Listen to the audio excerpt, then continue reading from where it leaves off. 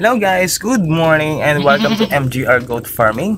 And today po, tuturuan ko po kayo kung paano po magtanim.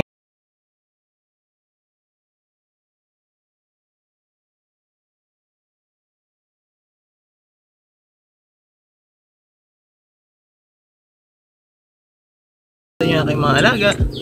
Yan, meron po tayong pandagdag. Mga Anglo-Nubian F1 and then Boang. Super lalaki po nila.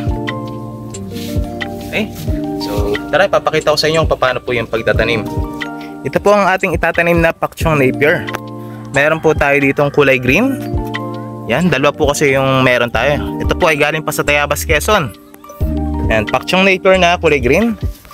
And then meron naman po tayo dito na, yan, Pak Chong Napier na purple. Ito po, grabe, yung pinagkuha ko po nito ay lagpas tao. Mga 10 feet po yung laki niya. Yan, ito po yung mga itatanim natin. Pero hindi po yan natin itatanim ng ganyan, kasi yan po ay chachap-chapin pa natin. Okay? So tara, papakita ko po sa inyo kung paano po ito chachap-chapin and bago itanim. Guys, explain ko lang po, no, bakit ko po chinachap-chap yung ating Pak Chong Napier. Kailangan po kasi, halimbawa kung ito ganito kahaba itatanim natin, pwede. Kaso sayang naman, no? Ilan lang yung tutubo sa kanya, pero pwede pa natin ito mas maparami.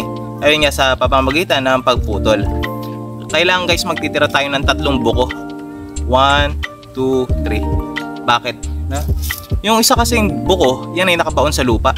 And then yung dalawa, nakaangat. No? Then kailangan is 45 degree angle yung pagtanim natin. Pero pwede po ito kahit tusok mo lang yan, mabubuhay talaga yan. Kahit nga iwan mo lang yan mabubuhay yan. Pero mas maganda, itanim natin mas maganda. Okay? Mag-iwan tayo 3 buko. 1, 2, 3. Yung isa para sa nakatanim sa ilalim ng lupa. 2 nakaangat. Doon susulo yung damo. Okay?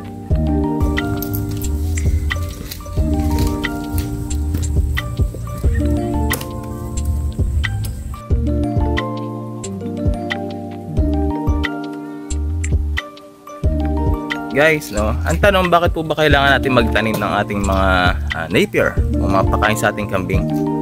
Napaka-importante po yan, lalo na kapag nagtatag-ulan o tagtuyot. Pag tag-ulan, kailangan naman palabasin natin sila, ipasok natin sila sa init, sa ulan, nagkasipon yung mga yan. So gagawa ko kumpayan natin. So para mas malapit lang, magtanim tayo.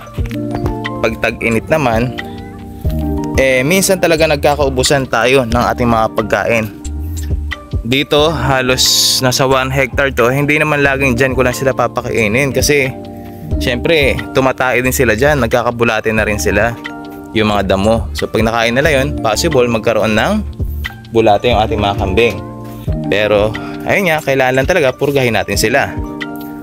Okay, aside from that guys, so tulad ko po na may trabaho, in case of emergency na ako po ay magkakaroon ng meeting sa morning, no choice po tayo, no?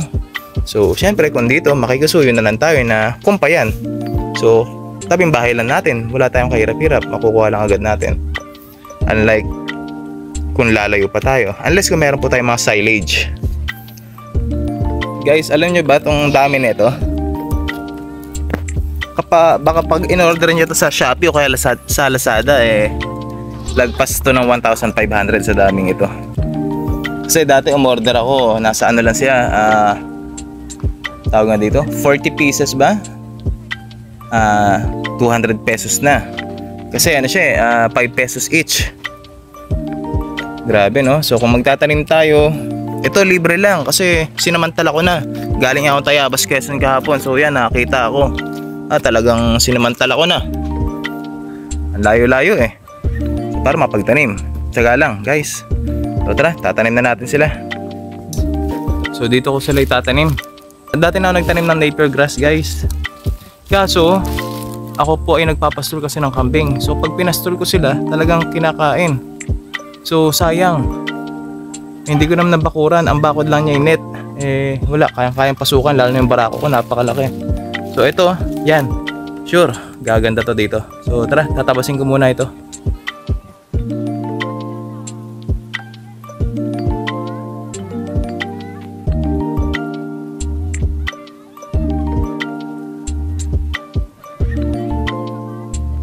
Okay na to siguro guys, pwede na itong taniman. Let's go!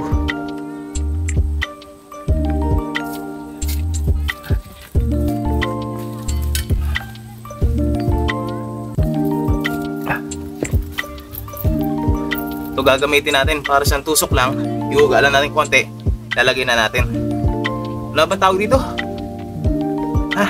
Hindi ko matanda kung anong tawag dito. Pero alam ko to nakalimutan ko ng tawag.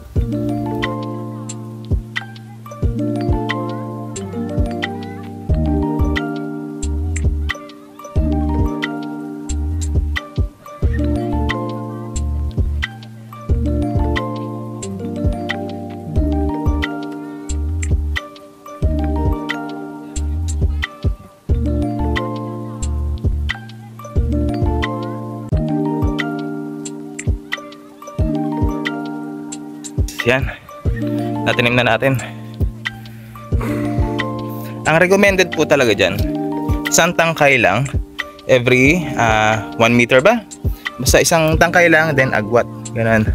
Kasi sa akin, ginawa ko na tigta 3, tigta 4. Kasi napakarami ko pa pong kukumpayin at itatanim. Okay guys, so sana po meron akong na-share o naitulong na kahit konti regarding po sa ating pag-aalaga ng kambing. Maraming salamat din po sa inyong walang samang panonood. Please like and share na rin po and subscribe to our YouTube channel. Maraming salamat po. Hanggang sa muli. Paalam!